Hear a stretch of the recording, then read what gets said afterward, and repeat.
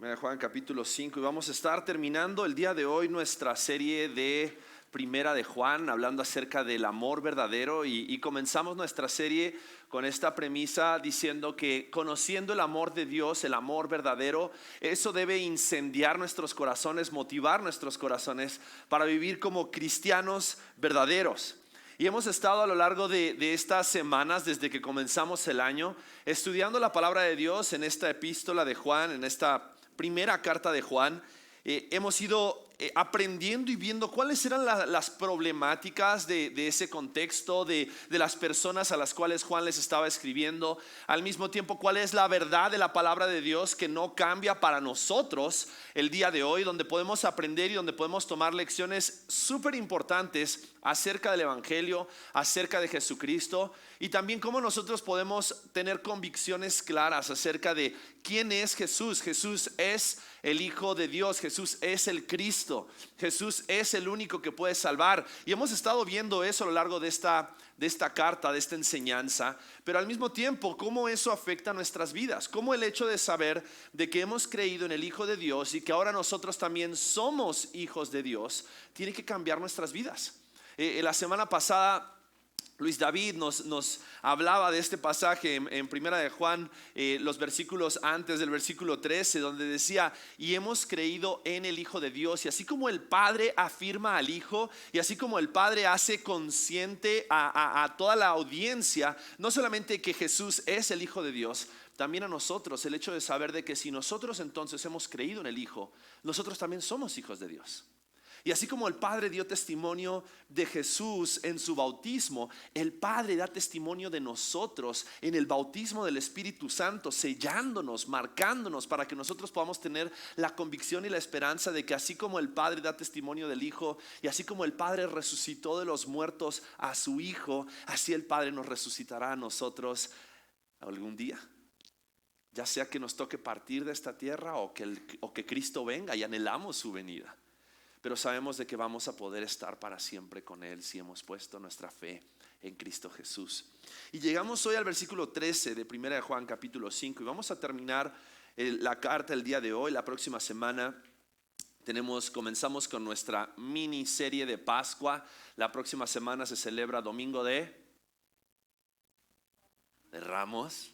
La próxima semana se celebra la entrada triunfal, la entrada de Jesucristo a Jerusalén, y después en 15 días ya estamos celebrando la resurrección de Jesucristo, y vamos a tener una serie de servicios especiales. Este próximo domingo tenemos un servicio donde vamos a estar entendiendo por qué era tan importante que Jesús entrara en Jerusalén y qué era lo que estaban anticipando al darle la bienvenida a Jesús de esa manera. El viernes, que sería nuestra noche de adoración, el primer viernes del mes de abril, vamos a tener una noche de adoración un poco diferente. Vamos a estar reflexionando en la crucifixión de Jesucristo. Así que también te invito a que vengas ese viernes, porque todos los servicios van a estar conectados. El próximo domingo, el primer viernes del mes, y después el domingo de resurrección. Entonces vamos a estar reflexionando acerca de la obra y muerte de Cristo Jesús y también de su resurrección y cómo eso afecta a nuestras vidas. Pero volviendo a 1 de Juan capítulo 5, vamos a darle lectura a partir del versículo 13 al 21. Dice así la palabra de Dios: estas cosas les he escrito a ustedes que creen en el nombre del Hijo de Dios, para que sepan que tienen vida eterna. Esta es la confianza que tenemos delante de Él, que si pedimos cualquier cosa conforme a su voluntad, Él nos oye. Y si sabemos que Él nos oye en cualquier cosa que pidamos, sabemos que tenemos las peticiones que le hemos hecho. Si alguien ve a su hermano cometiendo un pecado que no lleva a la muerte, pedirá, y por él Dios dará vida a los que cometen pecado que no lleva a la muerte. Hay un pecado que lleva a la muerte. Yo no digo que se deba pedir por ese. Toda injusticia es pecado, pero hay pecado que no lleva a la muerte. Sabemos que todo el que ha nacido de Dios no peca, sino que aquel que nació de Dios lo guarda y el maligno no lo toca. Sabemos que somos de Dios y que el mundo entero está bajo el poder del maligno. Y sabemos que el Hijo de Dios ha venido y nos ha dado entendimiento a fin de que conozcamos a aquel que es verdadero, y nosotros estamos en aquel que es verdadero, en su Hijo Jesucristo. Este es el verdadero Dios y la vida eterna. Hijos, aléjense de los ídolos. Vamos a orar una vez más, ¿te parece? Padre, te pido, Señor, que en este momento, al abrir tu palabra, al leerla, Señor, seas tú quien nos hable a través de tu Espíritu Santo y a través de la Biblia, Señor, y nos muestres cuán precioso es el Hijo. Al mismo tiempo, cuán precioso es que nosotros también seamos llamados hijos. Y como al ser llamados hijos, nosotros ahora podemos disfrutar de una serie de bendiciones. Bendiciones que también conllevan responsabilidades. Pero que, Padre, podamos abrazar estas bendiciones entendiendo que no son el resultado de quienes somos nosotros, sino el resultado de la obra de Cristo Jesús por nosotros. Lo pedimos en el nombre de Cristo. Amén. Amén. Estamos entonces en este pasaje de Primera de Juan capítulo 5 y Juan está cerrando su carta. Juan, después de haberles exhortado, después de haberles amonestado, después de haberles prevenido, después de haberles anunciado aquellas cosas que estaban por venir, viene aquí a hacer un cierre, y en su cierre él les va a afirmar de que por cuanto somos hijos de Dios, tenemos privilegios asegurados en su gracia para dar testimonio de su gloria. Lo voy a repetir. Por cuanto somos hijos de Dios, tenemos privilegios asegurados en su gracia para dar testimonio de su gloria. Y comienza el versículo 13 aquí en 1 de Juan capítulo 5 diciendo: estas cosas les he escrito a ustedes que creen en el nombre del Hijo de Dios, para que sepan que tienen vida eterna. Y Juan está diciendo estas palabras que yo les acabo de escribir a ustedes a lo largo de estos 5 capítulos en esta carta. Y esta última palabra de ánimo la he escrito para aquellos que han puesto su fe en Cristo Jesús. La he puesto para aquellos que realmente han creído que Jesús es el Hijo de Dios, que Jesús es el Cristo, aquel Mesías que habría de venir. Estas palabras las he escrito para que ustedes sepan que Él es el Hijo de Dios, pero también para que sepan que tienen vida eterna. Y lo que está haciendo Juan, está poniendo en perspectiva todo lo que va a decir a partir de este momento. Lo que él está diciendo no es solamente un mensaje universal para todos los que escuchan, es un mensaje para todos los que creen. Y la razón por la cual él está diciendo esto es porque él ahora va a comenzar a afirmar ciertas bendiciones y privilegios que tienen aquellos que han creído en Cristo Jesús. Y estos privilegios no dependen de quienes nosotros seamos y de lo que nosotros hacemos, dependen solamente de la gracia de Dios. Por lo tanto, si nosotros hemos creído en la gracia de Dios, hemos abrazado la gracia de Dios, entonces podemos saber que estos privilegios de los cuales ahora Juan va a comenzar a hablar a partir del versículo 13, pero más específicamente a partir del versículo 14, tienen que ver con aquellos que somos hijos de Dios. Estas no son bendiciones universales. Estas no son bendiciones comunes. Estos son privilegios, bendiciones, responsabilidades de aquellos que han creído en Jesús, el Hijo de Dios. Por lo tanto, están aseguradas en su gracia, pero se nos han dado para que nosotros podamos dar testimonio de la gloria de Dios. Damos testimonio de la gloria de Dios cuando damos testimonio de Cristo, cuando nosotros reflejamos a Cristo en nuestras vidas. Y comienza mostrándonos, tal vez Juan venía hablando acerca de distintos temas y de repente comienza a hablar acerca de la oración, comienza a hablar acerca de la oración por algunos hermanos que han cometido pecado, y después termina diciendo que aquellos que hemos nacido de nuevo ahora ya no pecamos y que Dios nos guarda del maligno, y entonces da una serie de bendiciones y de privilegios específicos en los cuales vamos a entrar ahora. Pero quiero que entiendas algo. Estos privilegios, así como de repente cuando eres padre tú le das ciertos privilegios a tus hijos y tus hijos disfrutan de ciertos privilegios cuando se portan bien. Yo ahora estoy en la etapa con mis hijos donde les hago ver que hay ciertas cosas que no cambian. Yo te amo aunque tú te portes mal, pero yo no te voy a comprar un huevito Kinder si tú te portas mal. Hay ciertas bendiciones que ellos tienen por ser mis hijos. Yo los voy a amar y nunca mi amor por ellos va a cambiar. Pero hay ciertas bendiciones que van a venir si ellos son obedientes a lo que yo les digo, a lo que yo les pido. Ahora, estas bendiciones vienen por la gracia de Dios, por quien es Dios y por la obra de Cristo. Entonces, quiero que lo veas, porque no es como que son bendiciones y privilegios que tú vas a gozar si te portas bien como hijo de Dios. Son bendiciones y privilegios que tú portas por ser un hijo de Dios. Y al ser un hijo de Dios, entonces, lo primero que vemos en este pasaje, en el versículo 14, que nosotros tenemos en Cristo Jesús, por su gracia, para dar testimonio de su gloria, es el privilegio de una audiencia celestial. Fíjate lo que dice el versículo 14. Esta es la confianza que tenemos delante de Él, que si pedimos cualquier cosa conforme a su voluntad, Él nos oye. En Cristo Jesús, tú y yo, como hijos de Dios que hemos creído en el Hijo de Dios, tenemos el privilegio de una audiencia celestial. Sabes, tú y yo podemos entrar delante del Padre Celestial y podemos tener la seguridad de que Él nos oye. Podemos tener la seguridad de que Él presta su oído para escuchar nuestras peticiones, nuestros ruegos y nuestras súplicas. Pero también este pasaje no solamente nos muestra acerca de que Él nos oye, sino que también Juan da una especificación acerca de cómo debemos orar. Y al saber cómo tenemos orar, dice aquí el versículo 14, dice, esta es la confianza que tenemos delante de Él, que si pedimos cualquier cosa conforme a ¿qué? Conforme a su voluntad, Él nos oye. Él nos oye.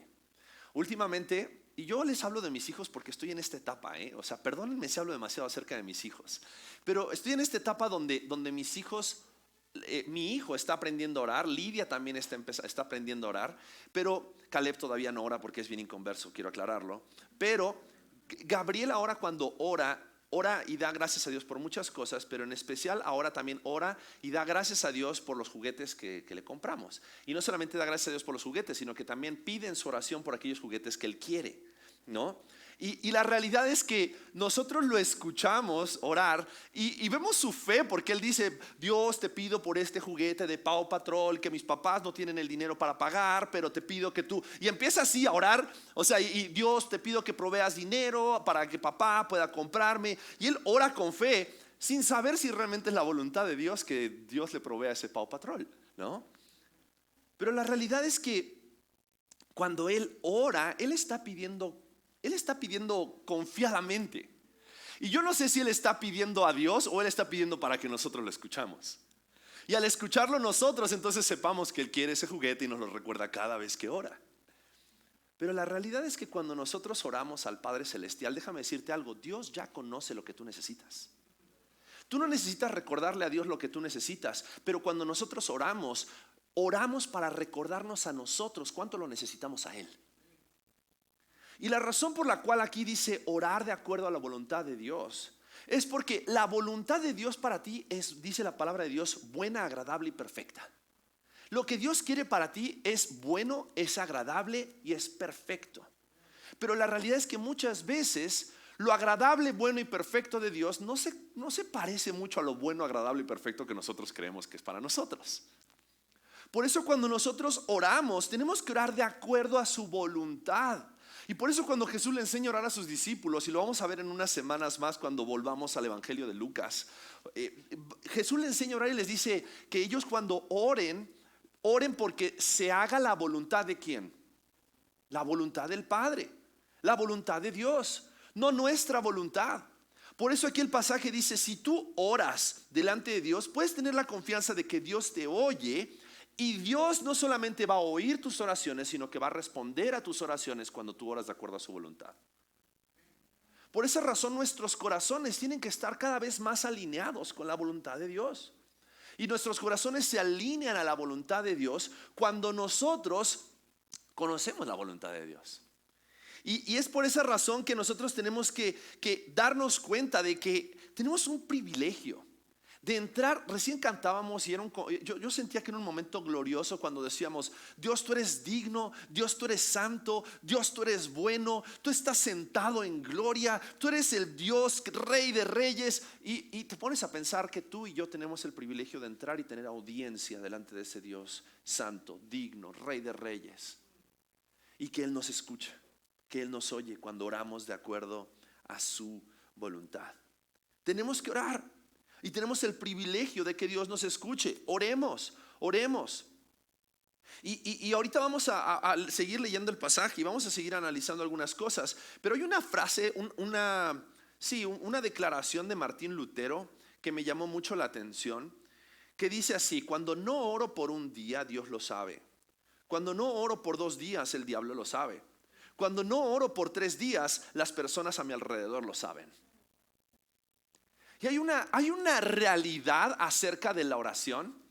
Cuando tú hablas con Dios y sabes que Dios te escucha, tu actitud acerca de Dios cambia. Por lo tanto, tu actitud acerca de las situaciones en las que vives cambia por completo.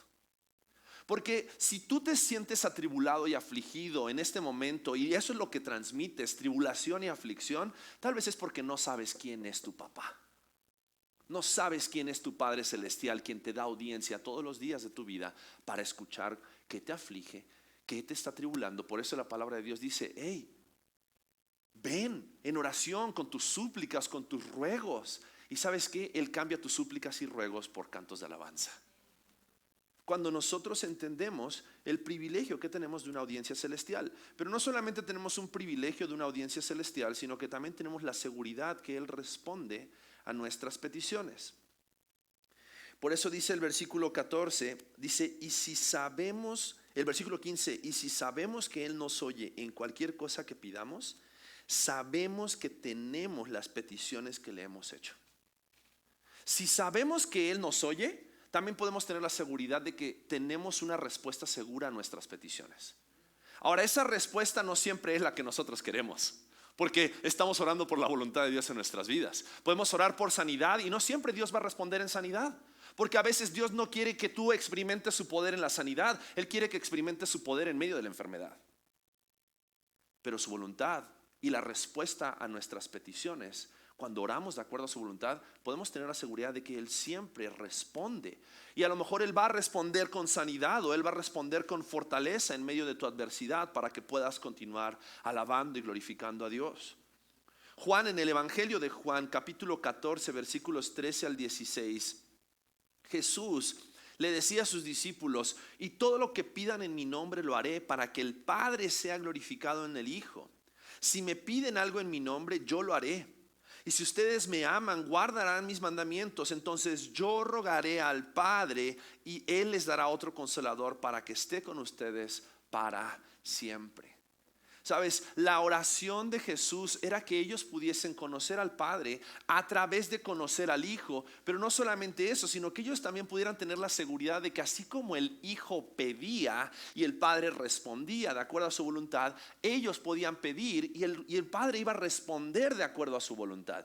Y evidencia de eso es la venida del Espíritu Santo. Y Jesús lo pone aquí como diciendo: cuando venga el Espíritu, espero que se acuerden de esta promesa. Porque así como yo pido al Padre y el Padre me oye, si ustedes piden al Padre por medio de mí, en mi nombre, el Padre va a escuchar sus oraciones. Por eso yo les voy a enviar el Espíritu Santo. Y entonces, cuando los discípulos reciben el Espíritu Santo y ven la confirmación de que el Padre había respondido a la oración del Hijo, ¿qué confianza podían tener ellos? ¿Qué confianza podemos tener nosotros al saber que el Espíritu Santo está en nosotros, mora con nosotros, Él va por nosotros? La seguridad de que Él responde a nuestras peticiones. Pero no solamente tenemos el privilegio de una audiencia celestial, la seguridad de que Él responde a nuestras peticiones, también tenemos la tranquilidad de que Él guía nuestras oraciones.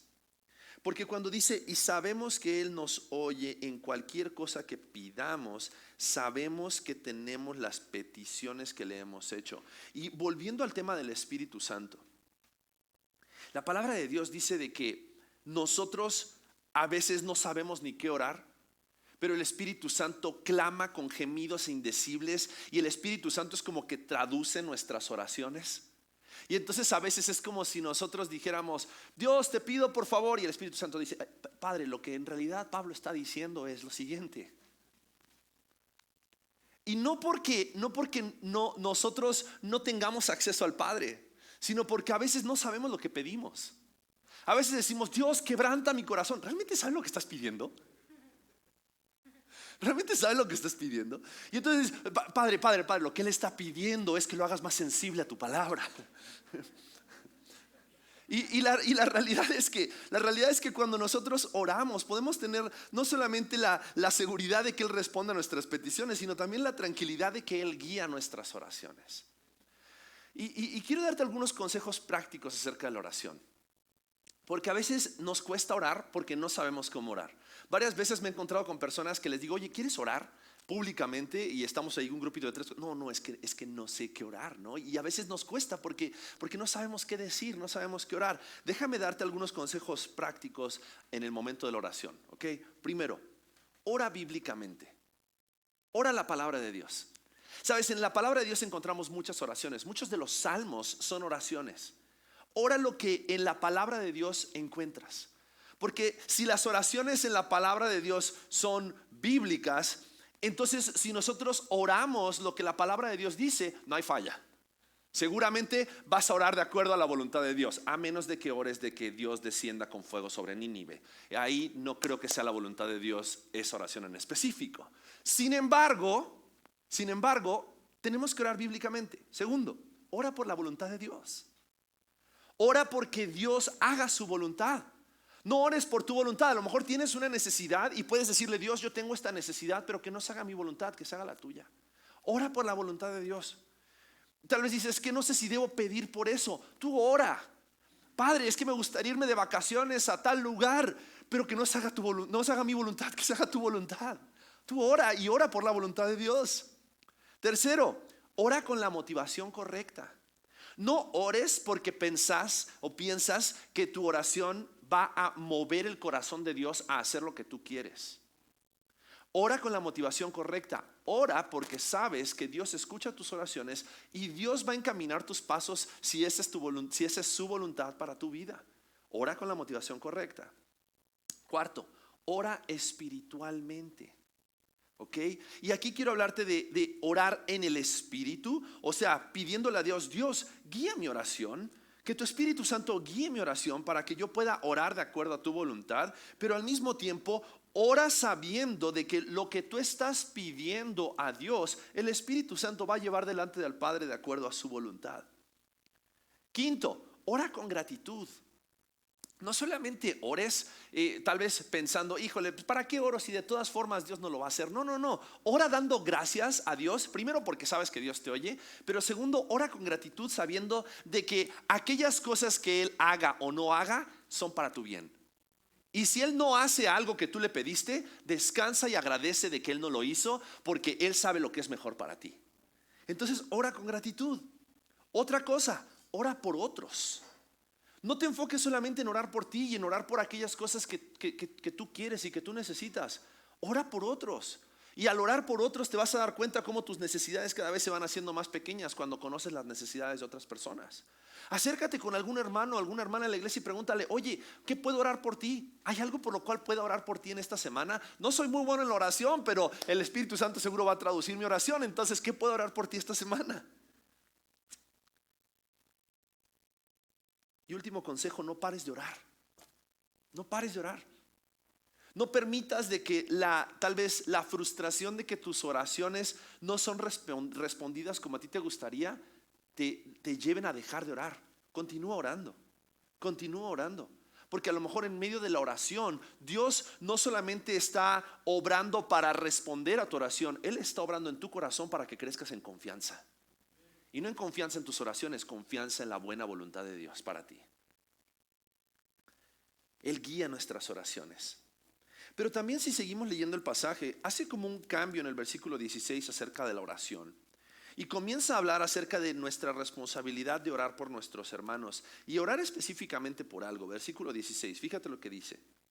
Si alguien ve a su hermano cometiendo un pecado que no lleva a la muerte, pedirá y por él Dios dará vida a los que cometen pecado que no lleva a la muerte.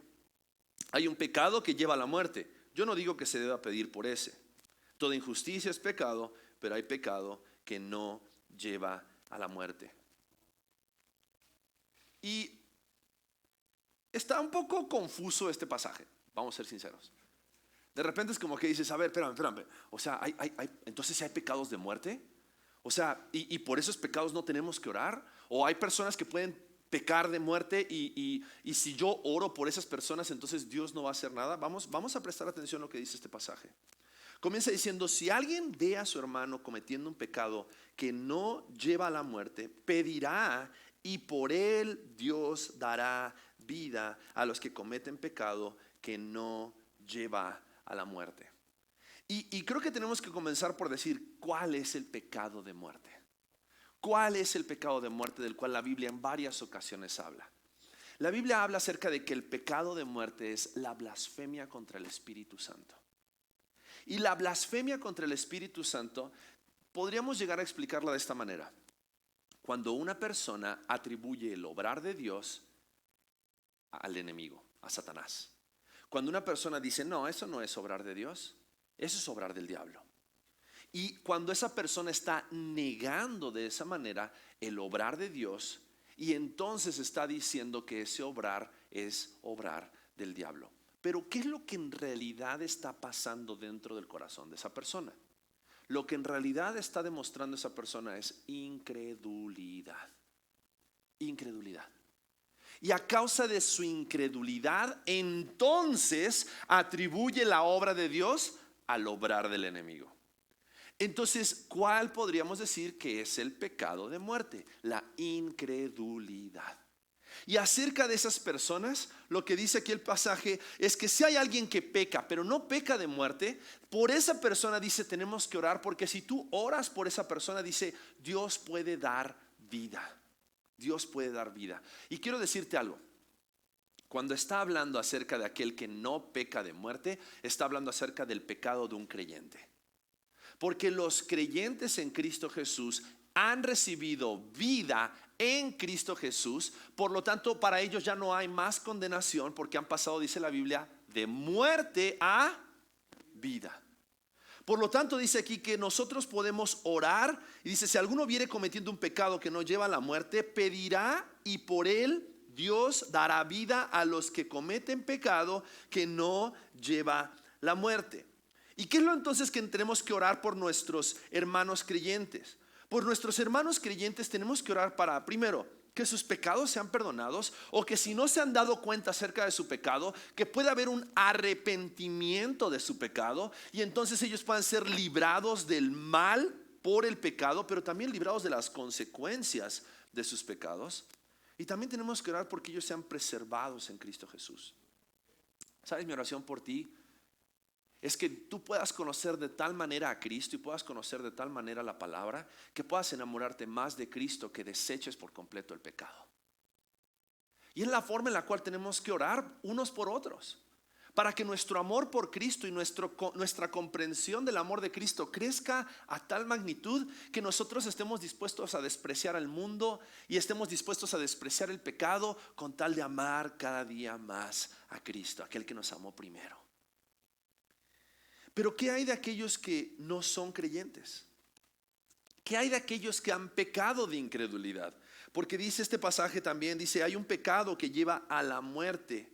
Yo no digo que se deba pedir por ese, porque toda injusticia es pecado, pero hay pecado que no lleva a la muerte. Por aquellos que tal vez han pecado de muerte, por aquellos que han pecado de incredulidad, por aquellos que han rechazado a Cristo, por aquellos que no quieren creer y no permiten el obrar del Espíritu Santo en sus vidas. Tenemos que orar que el Evangelio resplandezca en sus corazones, que se arrepientan de sus pecados, pero principalmente que Dios tenga misericordia de sus almas. Que Dios tenga misericordia de sus almas, porque lo único y el único que puede salvar es Cristo Jesús. Y aquel que rechaza a Cristo Jesús conscientemente, esa persona está pecando en contra del Espíritu Santo, y lo único que le queda a esa persona es la muerte y la separación eterna de Dios. Por esa razón aquí Juan está diciendo: oremos por nuestros hermanos. Efesios capítulo 5 versículo 18 dice: con toda oración y súplica oren en todo tiempo en el Espíritu, y así velen con toda perseverancia y súplica por todos los santos. Somos responsables de orar unos por otros. Somos responsables de orar por nuestros hermanos, especialmente por aquellos hermanos que sabemos que están en algún pecado, o que están luchando con el pecado, que necesitan ser libres de algún pecado. Pero también continúa el texto a partir del versículo 18, del versículo 18 al 21. Continúa mostrándonos las últimas 3 bendiciones que tenemos por ser hijos de Dios. Y en el versículo 18 vemos que dice que sabemos que todo el que ha nacido de Dios no peca, sino que aquel que nació de Dios lo guarda y el maligno no lo toca. Pregunta: ¿quién es aquel que nació de Dios? ¿Qué pregunta? ¿Quién es aquel que nació de Dios que nos guarda e impide que el maligno no nos toque? Aquel, se dan cuenta que está con mayúscula. ¿De quién está hablando? El Hijo de Dios, Jesucristo. Y entonces dice: sabemos que todo el que ha nacido de Dios no peca, sino que aquel que nació de Dios lo guarda y el maligno no lo toca. Y se acuerdan que ya habíamos hablado acerca de este tema de qué es lo que significa cuando en Juan está diciendo aquellos que son hijos de Dios no pecan. Lo que estamos viendo aquí es la bendición. Esta bendición es bien importante: la bendición de no ser más esclavos del pecado y por lo tanto de no pecar a gusto. No pecar a gusto. Porque si tú eres un hijo de Dios, cuando pecas te sientes mal. Si tú eres un hijo de Dios, cuando pecas, el Espíritu Santo te lleva y te confronta a arrepentirte y a reconocer que has pecado y por lo tanto cambiar de dirección.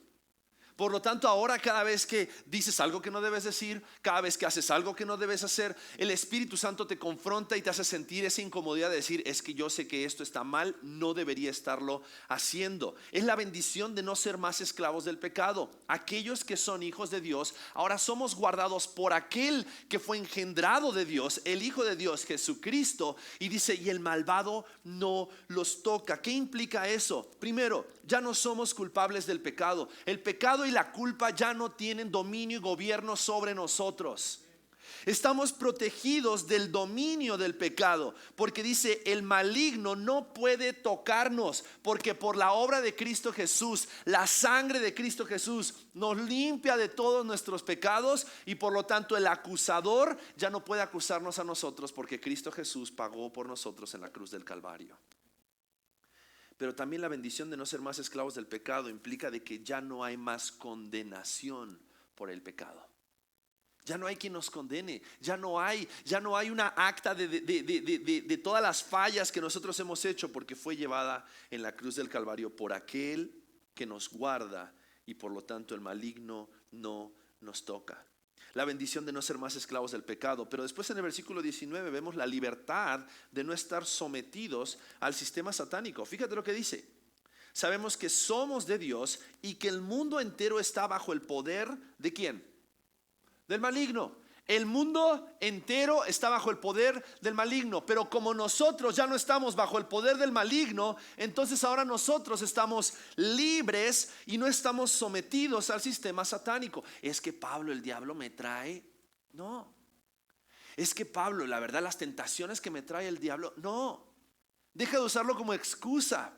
Es que Pablo, el mundo, el sistema en el que vivimos, deja de usarlo como excusa. Tú ya no eres y ya no estás sometido al sistema satánico. Eres libre en Cristo Jesús.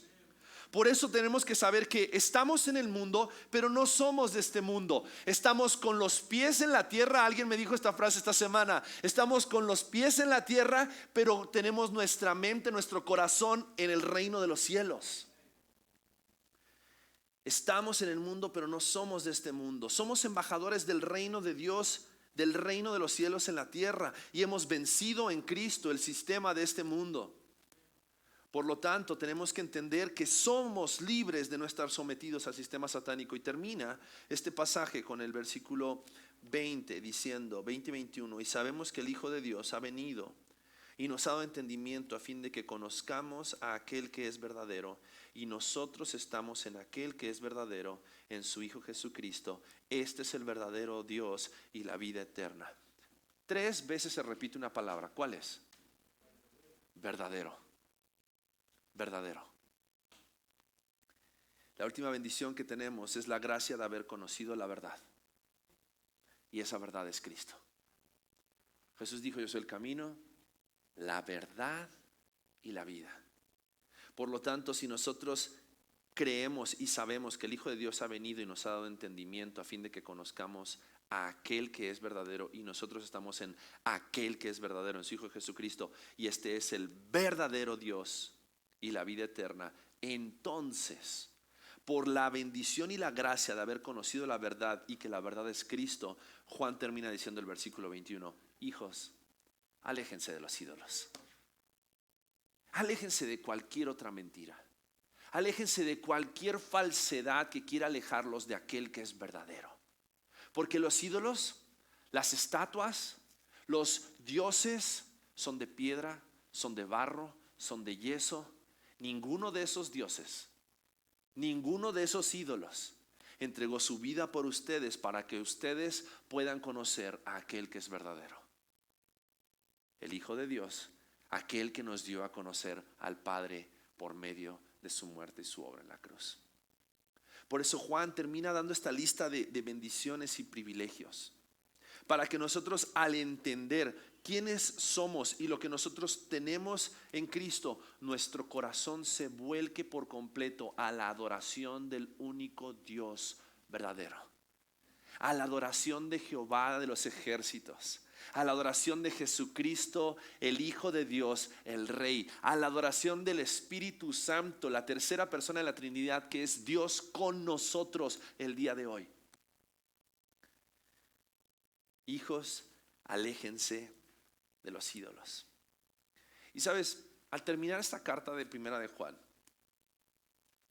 creo que muchas veces tenemos que identificar en nuestro corazón tal vez qué cosas nosotros consideramos o creemos que son verdad. Porque si creemos que el Hijo de Dios, Jesucristo, es verdad y que Él nos ha amado con amor verdadero, entonces nuestra forma de vivir como hijos de Dios tendría que ser en respuesta, tendría que ser declarando quién es el Hijo de Dios.